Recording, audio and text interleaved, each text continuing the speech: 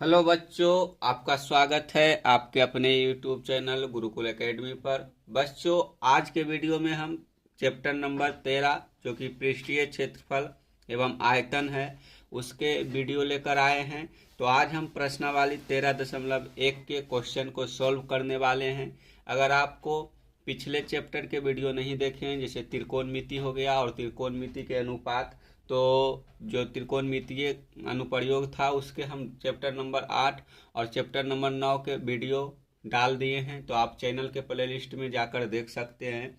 आज हम प्रश्नावली 13.1 को शुरू किए हैं। इसमें कुछ क्वेश्चनों को आज के वीडियो में सॉल्व करेंगे, तो आप वीडियो को अंत तक जरूर देखिएगा। आप इससे संबंधित जो फार्मूला है उसको किताब से लिख सकते हैं, या फिर आप कहीं पढ़े होंगे तो आपको इसका फार्मूला जरूर याद होगा, या फिर हम साथ साथ में इसका कुछ फार्मूला बताते चलेंगे जो आप अपने कॉपी में नोट करते जाइएगा। तो चलिए शुरू करते हैं आज के पहले क्वेश्चन से। आज का पहला क्वेश्चन है, इसमें पूछा गया है कि दो घन जिसमें से प्रत्येक का आयतन 64 सेंटीमीटर क्यूब है, यानी कि यहाँ क्यूब हो जाएगा, 64 सेंटीमीटर क्यूब है, के प्रत्येक संग्रह फलक जो है को मिलाकर एक ठोस बनाया जाता है। इससे प्राप्त घनाभ का पृष्ठीय क्षेत्रफल ज्ञात कीजिए। यानी कि एक घन है जिसका आयतन 64 सेंटीमीटर क्यूब है, वो दोनों घन यानी कि दोनों घनों को मिलाकर एक घनाभ बनाया जाता है। तो घनाभ बनाने के बाद हमको उस घनाभ के पृष्ठीय क्षेत्रफल को ज्ञात करना है। तो इसके लिए हम पहले क्या करेंगे, इसके लिए पहले हम उस घन के भुजा को निकालेंगे, और भुजा को निकालने के बाद वो दोनों घन को आपस में जोड़ देंगे, और जोड़ने के बाद हम एक घनाभ का निर्माण करेंगे और उस घनाभ से हम उसका पृष्ठीय क्षेत्रफल निकाल लेंगे। तो चलिए पहले एक घनाभ जो घन है उसको बना लेते हैं। तो घन बनाने के लिए आपको ज़्यादा मेहनत करने की ज़रूरत नहीं है, पहले बस एक वर्ग बनाइए। एक वर्ग बन जाने के बाद आप उसके ऊपर एक और वर्ग बना लीजिएगा। देखते चलिए साथ साथ। जिसे मान लीजिए एक वर्ग बन गया, इसके ऊपर एक और वर्ग बना लीजिए इस प्रकार से। उसके बाद इसको आपस में मिला दीजिए, और उसके बाद इस कोण को इस कोण से मिला दीजिए, इस कोण को इस कोण से मिला दीजिए, इस कोण को इस कोण से मिला दीजिए, और इस कोण को इस कोण से मिला दीजिए। यानी कि सभी कोणों को आपस में मिला देने के बाद जो बनता है वह एक घनाभ होता है। यानी कि जो लूडो के छक्का होता है, यानी कि जो लूडो में आप खेलते होंगे तो उस पर 1 2 3 6 लिखा होता है, तो उसको हम घन मान सकते हैं। और जो आप माचिस के डिब्बा देखते होंगे वो घनाभ के जैसी आकृति होते हैं, या फिर जो ईंट हो गया वो घनाभ के आकृति के हो गया। यानी कि घन किसे कहेंगे, तो घन के सभी भुजा आपस में बराबर होते हैं, उसे हम घन कहते हैं। और जो घनाभ है उसके लंबाई चौड़ाई और ऊंचाई में अलग अलग हो सकता है। तो ये आपका हो गया इसका चौड़ाई, ये लंबाई हो गया, ये इसका चौड़ाई हो गया, ठीक है, और ये इसका ऊंचाई हो गया। तो जो घन होता है या 3 डायमेंशन चित्र होता है, तो इसके हमको मतलब कि जो घनाभ है, घनाभ का आयतन दिया हुआ है, तो इस आयतन से हम इसका जो है भुजा निकाल सकते हैं, और भुजा निकालने के बाद हम इसका जो घनाभ निकलेगा उसका पृष्ठीय क्षेत्रफल निकाल लेंगे। तो चलिए इसको भुजा निकालने के लिए हम क्या करते हैं उसके बाद हम शुरू करेंगे।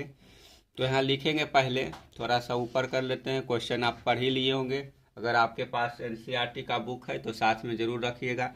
यहाँ लिखेंगे सॉल्यूशन हो गया, माना कि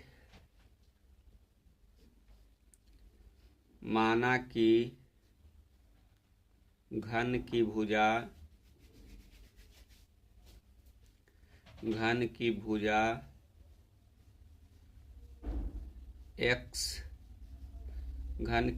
बराबर x सेंटीमीटर, ठीक है। तो घन की भुजा हम x सेंटीमीटर मान लिए हैं।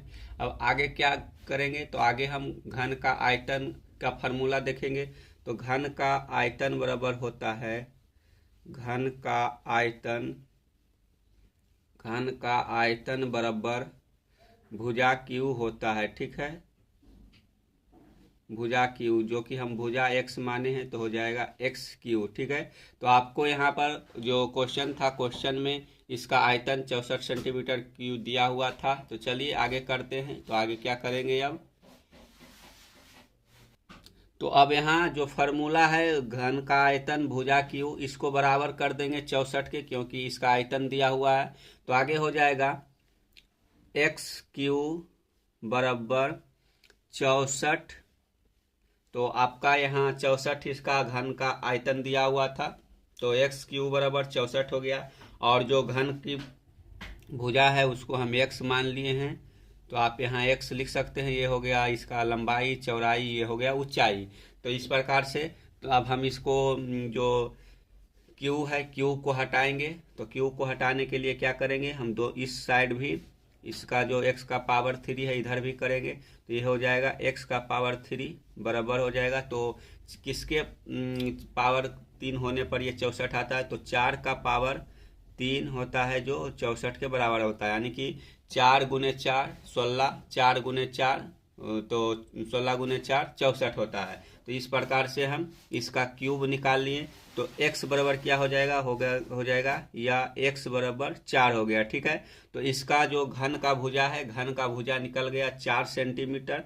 अब इस 4 सेंटीमीटर वाले घन, दो घनों को जब आपस में हम जोड़ेंगे, तो जोड़ने के बाद उस घनाभ का जो लंबाई, चौड़ाई और ऊंचाई क्या होगा उसको पहले देख लेते हैं। तो चलिए आगे चलते हैं। तो हम इस 4 सेंटीमीटर भुजा वाले घन को पहले आपस में जोड़ लेते हैं। तो आपको बस घनाभ का भी फार्मूला जो चित्र है वैसे ही बनाना है। जो घन की चित्र बनाने के लिए हम जो वर्ग है वर्ग की सहायता लिए थे, और घनाभ के चित्र बनाने के लिए हम आयत की सहायता लेंगे। तो पहले एक छोटा सा आयत ड्रॉ करेंगे, ठीक है। आयत बन गया। इसके ऊपर फिर एक आयत ड्रॉ करेंगे, छोटा सा आयत, और फिर इसके आपस के सभी कॉर्नर को मिला देंगे। चलिए इतना हो गया। अब इसके कॉर्नर को मिला देंगे, तो ये कॉर्नर इसके साथ, ये कॉर्नर इसके साथ, ये कॉर्नर इसके साथ, ये कॉर्नर इसके साथ। तो इस प्रकार से हमारा जो घनाभ है वो बनकर तैयार हो गया। ये घन हो गया और ये घनाभ हो गया, ठीक है। तो घनाभ बन गया। तो जब दो घनों को आपस में जोड़े तो उसकी लंबाई तो बढ़ गई, तो लंबाई हो जाएगा 8 सेंटीमीटर, और इसका चौड़ाई 4 सेंटीमीटर रह गया और ऊंचाई 4 सेंटीमीटर रह गया। तो इस प्रकार से आप इसको बता सकते हैं कि जो घनाभ था वो घनाभ जब आपस में दो घनाभ को हम जोड़ दिए, तो जोड़ने के बाद क्या हो गया, घनाभ जुड़ने के बाद इसका जो लंबाई था वो बढ़ गया। एक घनाभ मान लीजिए इधर है, एक घनाभ इधर है। जब हम इसको जोड़ दिए तो इसकी लंबाई 8 सेंटीमीटर हो गई, चौड़ाई 4 सेंटीमीटर ही रहेगी और ऊंचाई 4 सेंटीमीटर ही रहेगी। तो इसका भुजा निकल गया। तो इसका आगे लिखेंगे, क्या लिखेंगे, तो जब दो हम घनाभ जोड़े हैं उसके बारे में लिखेंगे कि इसकी चौड़ाई, ऊंचाई और लंबाई क्या हो जाएगी। तो यहाँ लिखेंगे दो घनों को मिलाकर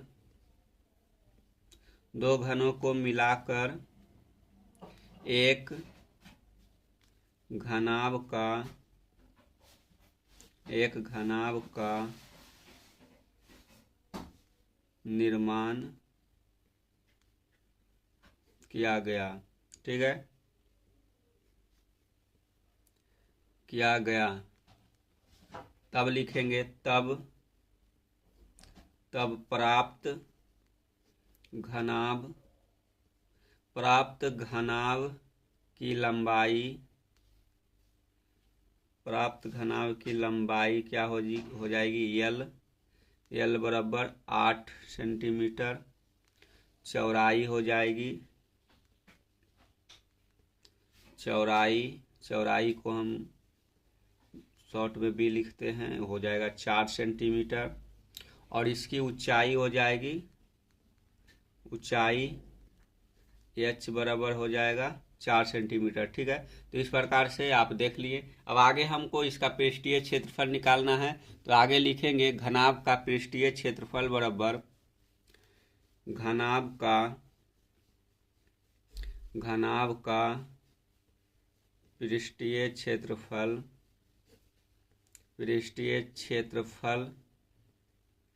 बराबर क्या होता है, तो घनाभ के पृष्ठीय क्षेत्रफल बराबर होता है 2 × LB plus BH plus HL। तो आप इसको याद रख सकते हैं, ये हो गया घनाभ के पृष्ठीय क्षेत्रफल। अब इसी फार्मूला पर हम इस जो लंबाई चौड़ाई और ऊंचाई है इसको पुट कर देंगे और फिर इसको हम सॉल्व कर लेंगे। तो चलिए आगे चलते हैं। तो हो जाएगा बराबर 2 × L के जगह पर 8 है तो 8 लिखेंगे, गुना B के स्थान पर 4 है तो 4 लिख देंगे, प्लस B के स्थान पर 4 है 4 लिखेंगे, H के स्थान पर 4 है 4 लिखेंगे, फिर गुना प्लस हो जाएगा, यहाँ प्लस H हो जाएगा 4 और L होगा 8, तो यहाँ 8 लिख लिए। ठीक है, अब इसको हम गुना कर लेते हैं और फिर आपस में जोड़ देंगे। तो 2 हो जाएगा, तो 8 × 4 तो 32 हो जाएगा, और 4 × 4 16 हो जाएगा, 8 × 4 32 हो जाएगा। ठीक है, तो इसको जोड़ देते हैं। तो जोड़ने के बाद क्या होगा, 2 × 32 दूना 64 और 16 80 हो जाएगा। ठीक है, तो यहाँ 80 आ गया।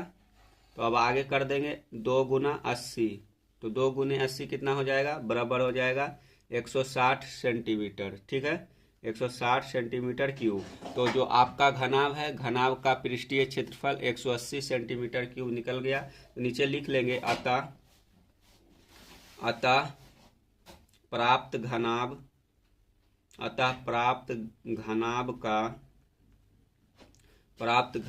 का पृष्ठीय क्षेत्रफल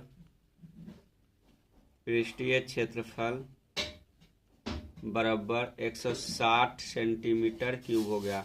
तो बच्चों इस प्रकार से हम क्वेश्चन नंबर 1 को सोल्व कर लिए। क्वेश्चन काफ़ी आसान था, इसको आप खुद भी सोल्व कर सकते हैं, क्योंकि इस प्रकार के क्वेश्चन को सोल्व करने के लिए बस थोड़ा सा मतलब कि फार्मूला की जानकारी होना चाहिए, और फार्मूला के जानकारी के साथ साथ आपको बनाने का तरीका भी पता होना चाहिए। तो इसके लिए आप अगर पहले एनसीईआरटी के जो एग्जाम्पल है उसको बना लेते हैं तो आपको इस क्वेश्चन को बनाने में काफ़ी सहूलियत होगा। तो अब आपको किसी प्रकार का टेंशन नहीं लेना है, हम आपको धीरे धीरे आपके एग्जाम तक पूरा मैथ कवर करवा देंगे। बस आप खाली चैनल के साथ जुड़े रहिए और लगातार वीडियो को देखते रहिए। तो आप क्वेश्चन नंबर 1 को अच्छे तरीके से समझ लिए हैं, क्वेश्चन समझ में आ गया हो तो वीडियो को लाइक कर दीजिए और अपने दोस्तों के साथ यह वीडियो शेयर कर दीजिए, ताकि इस वीडियो का फ़ायदा आपको दोस्तों को भी हो सके। और चैनल पर नए हैं तो चैनल को ज़रूर सब्सक्राइब कीजिएगा, ताकि इस प्रकार के वीडियो आते रहे और आप आसानी से देखते रहे। तो चलिए चलते हैं क्वेश्चन नंबर 2 के ओर। बच्चों क्वेश्चन नंबर 2 है, इसमें क्या पूछा है उसको पहले पढ़ लीजिए, उसके बाद आगे चलते हैं। तो क्वेश्चन नंबर 2 है, इसमें पूछा गया है कि कोई बर्तन एक खोखले अर्धगोले के आकार का है। ठीक है, जिस प्रकार से आप नीचे देख सकते हैं यह बर्तन अर्धगोले के आकार का है, जिसके ऊपर एक खोखला बेलन अध्यारोपित है। यानी कि इस बर्तन के ऊपर एक खोखला बेलन के आकार का लगा हुआ है। अर्धगोले का व्यास 14 सेंटीमीटर, यानी कि इसका जो व्यास है इसका 14 सेंटीमीटर है, तो त्रिज्या व्यास का आधा हो जाता है, तो त्रिज्या 7 सेंटीमीटर हो जाएगा। इस बर्तन की ऊंचाई 13 सेंटीमीटर, यानी कि इस बर्तन की कुल ऊंचाई जो है वह 13 सेंटीमीटर दिया हुआ है। तो आगे है कि इस बर्तन का आंतरिक पृष्ठीय क्षेत्रफल ज्ञात कीजिए। तो इसका जो ऊंचाई है 13 सेंटीमीटर है, त्रिज्या 7 सेंटीमीटर है। तो इस प्रकार से हमें इस बर्तन के आंतरिक पृष्ठीय क्षेत्रफल को ज्ञात करना है। तो चलिए आगे चलते हैं। तो क्वेश्चन को ऊपर कर लेते हैं और फिर बनाना शुरू करते हैं। तो आप इस प्रकार से यहाँ आप चित्र को देख सकते हैं, और इस चित्र को अपने कॉपी में जरूर बनाइएगा, ताकि आपको क्वेश्चन को समझने में आसानी हो सके। और इस फिगर के साथ जब आप क्वेश्चन बनाइएगा तो आपको आसानी से समझ में आ जाएगा। तो यहाँ लिखेंगे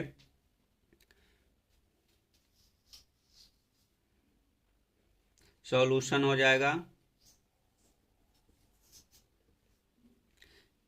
तो जो चित्र में दिया हुआ है उसी के बारे में पहले लिख लेते हैं। तो क्या लिखेंगे, तो अर्धगोले की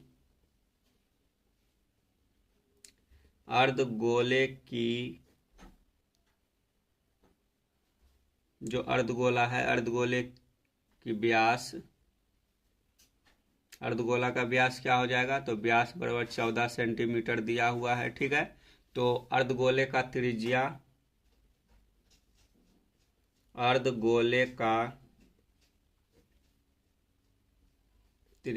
हो जाएगा कितना? तो अर्धगोले का त्रिज्या व्यास के आधा होता है, तो 7 सेंटीमीटर हो जाएगा। ये आपको पता ही होगा। आगे क्या लिखना है? तो आगे लिखना है बेलन की त्रिज्या भी आर हो जाएगा, तो यहाँ 7 सेंटीमीटर हो जाएगा। तो बेलन की त्रिज्या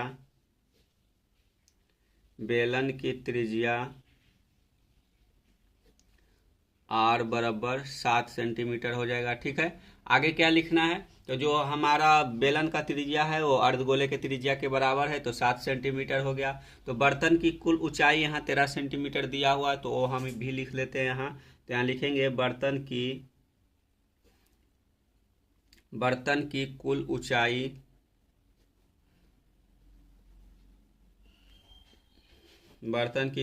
ऊंचाई 13 सेंटीमीटर है,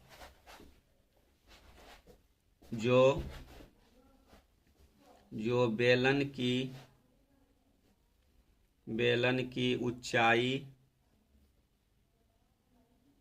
बेलन की ऊंचाई h तथा अर्धगोले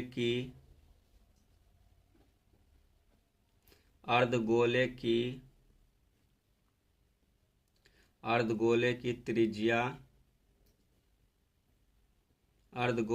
त्रिज्या r के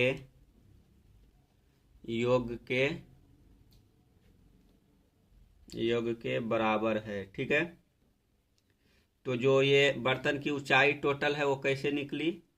13 सेंटीमीटर। तो जो बेलन की त्रिज्या है यहाँ से यहाँ तक ये आर हो गया, और यहाँ से यहाँ तक आपको क्या हो जाएगा? यहाँ से यहाँ तक जो बेलन है, बेलन की ऊंचाई एच है और ये अर्धगोले की त्रिज्या आर है। जब इस दोनों को आपस में जोड़ देंगे तो 13 सेंटीमीटर हो जाएगा। तो जो त्रिज्या अर्धगोले की त्रिज्या है वह 7 सेंटीमीटर है, और बाकी का जो बचा हुआ है तो हो जाएगा 13 में 7 घट जाएगा तो 6 सेंटीमीटर। तो इस प्रकार से हम लिख देंगे कि H प्लस आर बराबर क्या है? तो H प्लस आर बराबर आपको 13 सेंटीमीटर दिया हुआ है। तो आर बराबर आपको क्या दिया हुआ है? तो यहाँ हो जाएगा या H प्लस आर 7 सेंटीमीटर दिया हुआ है और बराबर 13 है। तो H कितना हो जाएगा? तो H हो जाएगा H बराबर 13 माइनस 7। ठीक है, 13 माइनस 7 हो गया, तो बराबर कितना हो गया? बराबर 6 सेंटीमीटर हो गया। ठीक है, तो जो बेलन की बची हुई हाइट है वो आपको 6 सेंटीमीटर हो गया।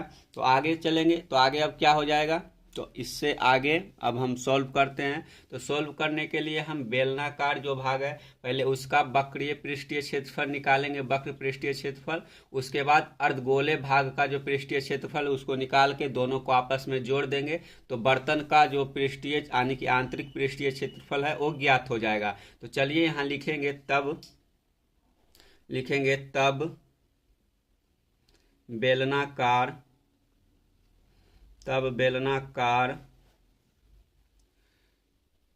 बेलनाकार भाग का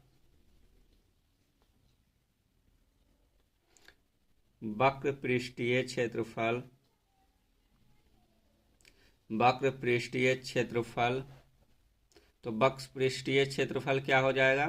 तो वक्र पृष्ठीय क्षेत्रफल बराबर होता है 2 पाई आर एच। ठीक हो गया, इतना हो गया। उसके बाद अर्धगोला जो है उसको बाद में निकालेंगे, पहले इसको ज्ञात कर लेते हैं। तो आपको जब तक क्वेश्चन में पाई के स्थान पर कुछ मान लेने को लिए नहीं कहा जाए तो तब तक आप पाई का मान 22/7 ले सकते हैं। तो यहाँ हमको क्वेश्चन में कुछ बताया नहीं गया था कि आप पाई के मान कितना ले सकते हैं, तो हम पाई के मान जब बताया नहीं गया है तो इसके लिए हम क्या लेंगे? तो इसके लिए हम पाई का मान लेंगे 22/7। तो ये हो गया बेलनाकार भाग का वक्र पृष्ठीय क्षेत्रफल। अब इसका फार्मूला अर्धगोले के वक्र पृष्ठीय क्षेत्रफल का निकालते हैं, फिर दोनों फार्मूला को जोड़ देंगे और उस पर उसके जो जितने भी इनपुट है उसको बैठाकर सोल्व कर लेंगे। तो आगे लिखेंगे तथा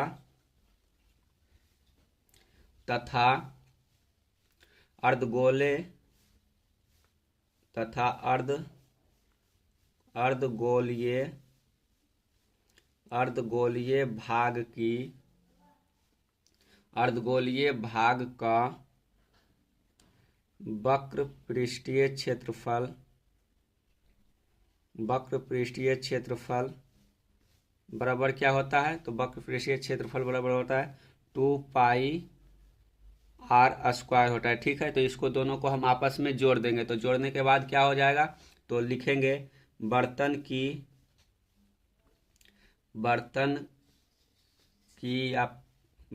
की कुल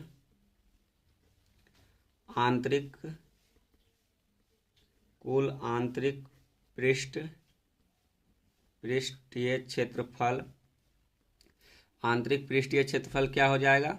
तो आंतरिक पृष्ठीय क्षेत्रफल बराबर हो जाएगा आपका ये और ये आपस में जोड़ देंगे। तो जोड़ने के बाद क्या हो जाएगा? तो यहाँ लिखेंगे बराबर 2πRh प्लस 2πr²। ठीक है, तो 2πr यहाँ भी है, 2πr यहाँ भी है, तो इसको कॉमन ले लेंगे तो हो जाएगा 2πr कॉमन हो गया। उसके बाद अंदर यहाँ बच गया h, यहाँ बच गया r। ठीक है, तो r प्लस h उसको मतलब कि बाद में निकालेंगे। अब आगे चलते हैं। तो आगे यहाँ हो जाएगा 2π का मान 22/7 लेना है, तो 22/7 होगा। और r का मान 7 दिया हुआ है, तो यहाँ 7 लिख लेंगे। और अंदर जो है h 7 हो गया, और सॉरी h के जगह पर 6 हो गया और r के जगह पर 7 हो गया। ठीक है, अब ये 7 को 7 से काट देंगे तो यहाँ हो जाएगा 22 × 7, तो यहाँ 44 हो गया।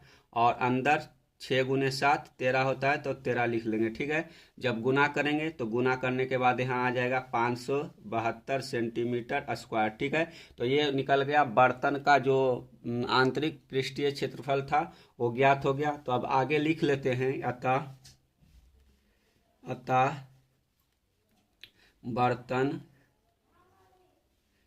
बर्तन या पात्र का कुल आंतरिक क्षेत्रफल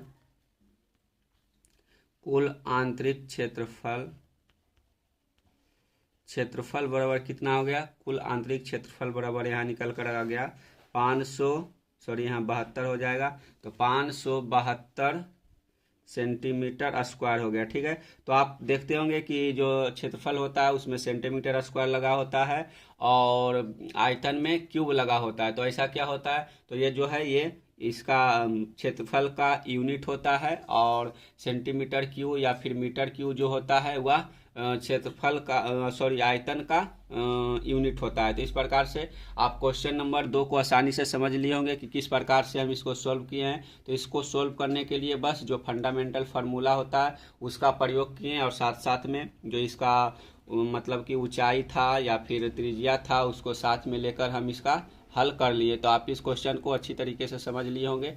तो हम आशा करते हैं यह क्वेश्चन समझ में आया होगा, और समझ में आया है तो वीडियो को जरूर लाइक कीजिए और वीडियो को अपने दोस्तों के साथ शेयर कीजिए। आप जितना जल्दी इस परिवार को बढ़ाइएगा आपके लिए अलग अलग सब्जेक्ट का भी वीडियो देखने को मिलेगा। जब तक ये परिवार बड़ा नहीं होगा, जब तक मेरा भी मोटिवेशन नहीं बढ़ेगा, आपके लिए हम इस प्रकार के ज़्यादा वीडियो नहीं बना पाएंगे। तो आप जितना जल्दी अपने परिवार को बढ़ाइएगा उतना जल्दी हम आगे और इस प्रकार के वीडियो आपको देते रहेंगे। तो चलिए क्वेश्चन नंबर 3 की ओर चलते हैं। बच्चों क्वेश्चन नंबर 3 है, इसमें पूछा गया है कि एक खिलौना की त्रिज्या 3.5 सेंटीमीटर वाले एक शंकु के आकार का है जो उसी त्रिज्या वाले एक अर्धगोले पर अध्यारोपित है। इस खिलौने की संपूर्ण ऊंचाई 15.5 सेंटीमीटर है। इस खिलौने का संपूर्ण आंतरिक पृष्ठीय क्षेत्रफल ज्ञात कीजिए। तो यहाँ क्वेश्चन में पूछा गया है कि जो यह खिलौना इस आकृति में है, इस आकृति का संपूर्ण पृष्ठीय क्षेत्रफल निकालना होगा। तो इसके लिए हमको पहले जो ऊपर के शंकु है उसका क्षेत्रफल निकालना होगा, फिर इस अर्धगोले का क्षेत्रफल निकाल के आपस में जोड़ देंगे तो इस खिलौने का जो संपूर्ण पृष्ठीय क्षेत्रफल है वह ज्ञात हो जाएगा। तो इससे पहले जो क्वेश्चन में दिया हुआ है उसको हम यहाँ लिख लेते हैं और दिखाते हैं कि हम किस प्रकार इस क्वेश्चन को सोल्व कर सकते हैं। तो चलिए आगे लेंगे। तो यहाँ आपको पता चल गया होगा कि इस अर्धगोले पर एक शंकु अध्यारोपित है जो कि एक खिलौने की आकृति में है। आगे लिखते हैं यहाँ कि शंकु के आधार की त्रिज्या, तो जो शंकु के आधार की त्रिज्या है वही अर्धगोले की त्रिज्या भी है। तो यहाँ लिखेंगे सॉल्यूशन,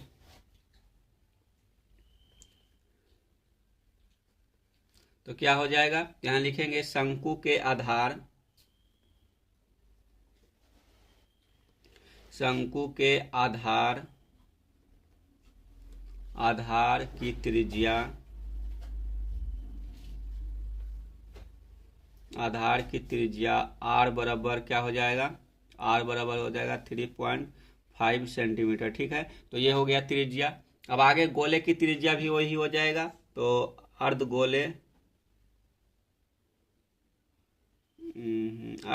की त्रिज्या, अर्धगोले की त्रिज्या r बराबर ये भी 3.5 सेंटीमीटर हो जाएगा। ठीक है, अब आगे खिलौने की कुल ऊंचाई क्या हो जाएगा, तो खिलौने की कुल ऊंचाई 15.5 सेंटीमीटर दिया हुआ है। तो यह किसके बराबर है वो हमको दिखाना है। तो यहाँ लिखेंगे खिलौने की कुल ऊंचाई, खिलौने की कुल ऊंचाई बराबर क्या हो जाएगा, अर्धगोले की त्रिज्या प्लस शंकु के हाइट। तो यहाँ लिखेंगे खिलौने की कुल ऊंचाई बराबर शंकु की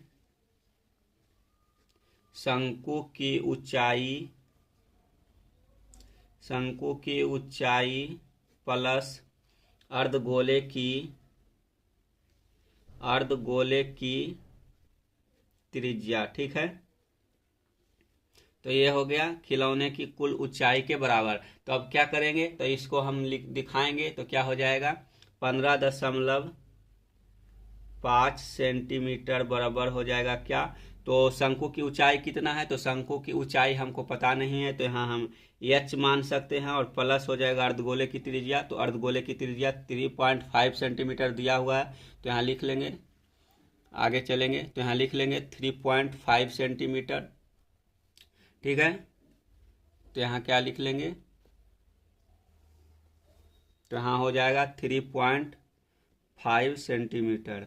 तो अब h को निकालने के लिए क्या करेंगे, h को निकालने के लिए हम 15.5 में 3.5 को घटा देंगे। तो h बराबर हो जाएगा 15.5 माइनस 3.5 बराबर क्या हो जाएगा, तो बराबर हो जाएगा 12 सेंटीमीटर। ठीक है, जो कि शंकु की ऊंचाई निकल गया।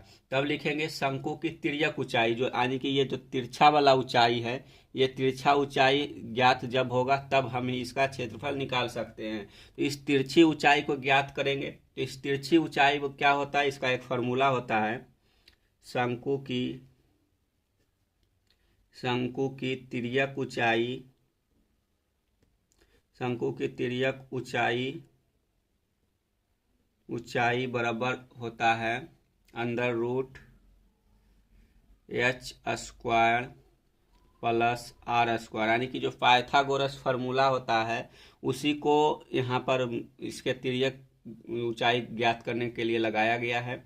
तो यहाँ हो जाएगा h स्क्वायर क्या हो जाएगा, तो हो जाएगा अंडर रूट 12 का स्क्वायर हो जाएगा और प्लस हो जाएगा 3.5 का स्क्वायर। तो यहाँ लिख लेंगे 3.5 का स्क्वायर। ठीक है, तो क्या हो जाएगा, 12 का स्क्वायर 144 होता है, तो 144 प्लस 3.5 का स्क्वायर हो जाएगा 12.25 सेंटीमीटर हो गया। ठीक है, तब इसको हम जब आपस में जोड़ देंगे तो जोड़ने के बाद हो जाएगा इसका टोटल जो होगा वो हो जाएगा 156.25। जब इसका वर्गमूल निकालेंगे तो वर्गमूल निकालने के बाद हो जाएगा 12.5 सेंटीमीटर। ठीक है, तो ये हो गया हमारा जो शंकु है, शंकु के तिर्यक ऊंचाई 12.5 सेंटीमीटर। तो अब हमको क्षेत्रफल निकालने के लिए जितने चीज़ों की आवश्यकता थी वो सारा चीज़ हम निकाल लिए हैं। तो अब हम शंकु की पृष्ठीय क्षेत्रफल निकालेंगे, फिर अर्धगोले के पृष्ठीय क्षेत्रफल निकालेंगे, उसके बाद दोनों को जोड़ देंगे तो खिलौना का पृष्ठीय क्षेत्रफल निकल जाएगा। तो चलिए अब शंकु के क्षेत्रफल जो पृष्ठीय क्षेत्रफल है उसको ज्ञात करते हैं। तो यहाँ लिखेंगे शंकु की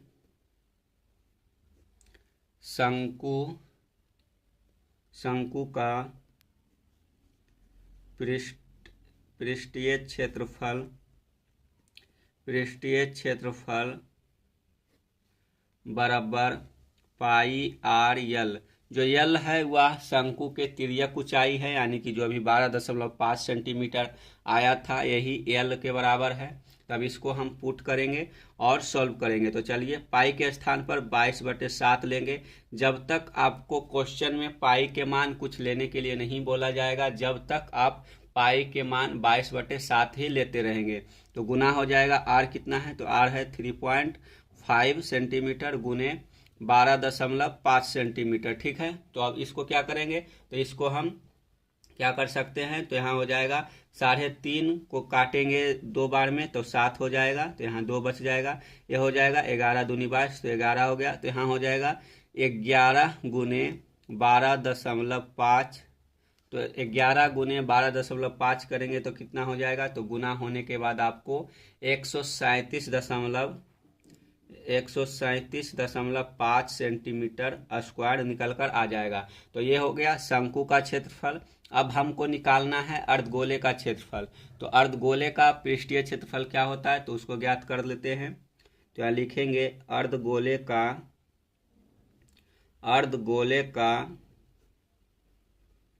पृष्ठीय क्षेत्रफल।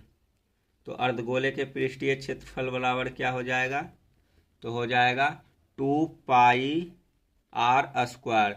तो 2 पाई आर स्क्वायर को पुट करेंगे और ज्ञात करेंगे तो बराबर हो जाएगा 2 गुने 22/7 गुने 3.5 का स्क्वायर, ठीक है।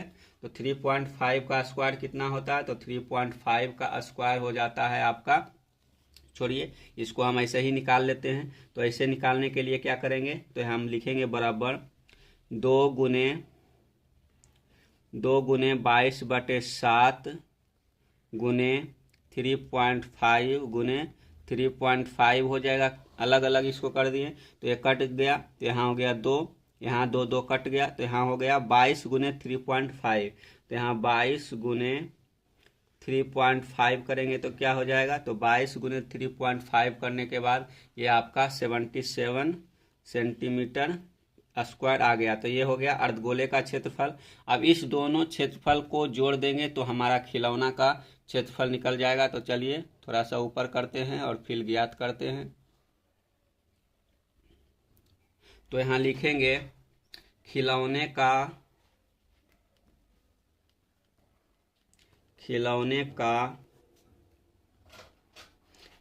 का संपूर्ण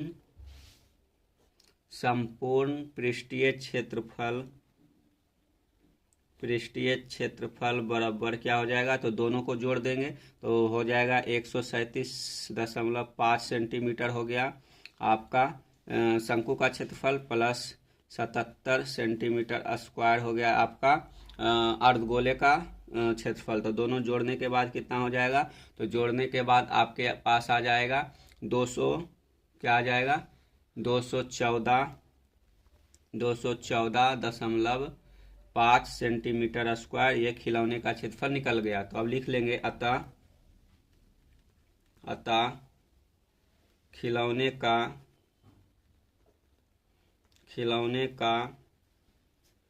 संपूर्ण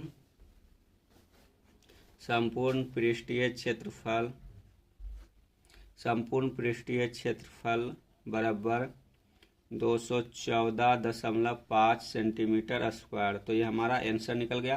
तो बच्चों आपको तीनों क्वेश्चन आसानी से समझ में आ गया होगा। अगर आपको क्वेश्चन समझ में नहीं आया है तो फिर से आप वीडियो को एक बार जरूर देखिएगा। तो हम गारंटी के साथ कहते हैं कि अगर आप वीडियो को 1 से 2 बार देख लेंगे तो आपको जो एनसीईआरटी का मैथ है उसमें किसी प्रकार का दिक्कत नहीं होने वाला है। आपको हम पूरा एनसीईआरटी का मैथ कवर करवाएंगे, बस आप चैनल के साथ जुड़े रहिए। तो अगर वीडियो पसंद आया हो तो वीडियो को लाइक कीजिए, तो अपने दोस्तों के साथ शेयर कीजिए। चैनल पर नए हैं तो चैनल को ज़रूर सब्सक्राइब कीजिएगा, ताकि आपको इसका वीडियो मिलता रहे और इस प्रकार के आप क्वेश्चन आसानी से सोल्व करते रहें। तो चलिए मिलते हैं अगले वीडियो के साथ, तब तक के लिए धन्यवाद।